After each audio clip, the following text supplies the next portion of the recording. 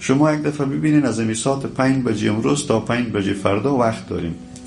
چند ساعت در خدمت اولاد خود هستیم، در خدمت شوهر خود هستیم، در خدمت خانم خود هستیم و چند ساعت را به یاد خدا مشغول می باشیم. همین محاسبه بسیار به سادگی تفکیک میکنه. به هر طرفی که بیشترین وقت میتیم، بیشترین انرژی را مصرف میکنیم، امور بیشتر دوست داریم، بیشتر برش بها قائل هستیم.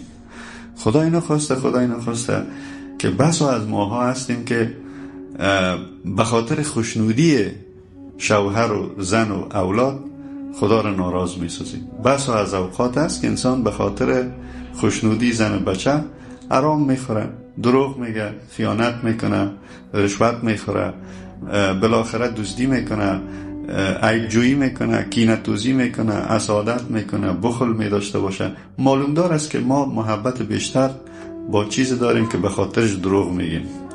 معبود اصلی بشریت امروز اونمو 100 و 500 و 1000 و 10 و 20 است. معبود اصلی که او را میپرستن. پرستش اوج محبت میگن، یعنی آدم بسیار رو دوست میداشته باشه. به خاطر این پیسه آدم بسیار کارهای شاقره میکنه، به خاطر این پیسه آدم برادر خود خفه میکنه، پدر خود ناراض میسازه، مادر خود ناراض میسازه. اینه برای ما یک پیسه آورد این نیگه کرد. یعنی شما ببینین یک حقیقت است. آدم بره سروی کنه ببینه که چقدر مردم به خاطر امی برادر جانم خود به اصطلاح خفه ساخته، به خاطر این پیسه خانم خود ناراض ساخته، شوهر خود ناراض ساخته، پدر خود ناراض ساخته، مردم خود خفه ساخته، وطن خود به خاطر ازی فروخته.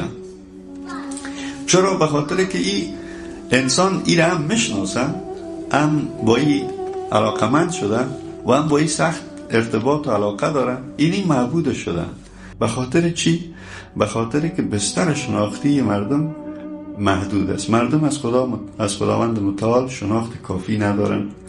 وقتی که شناخت کافی نداشتن، مهربانی های خدا را ندیدن، بزرگی خدا را ندیدن، عظمت پروردگار را احساس نکردن، رابطه قلبی و محبت هم با خدا نمی داشته باشن.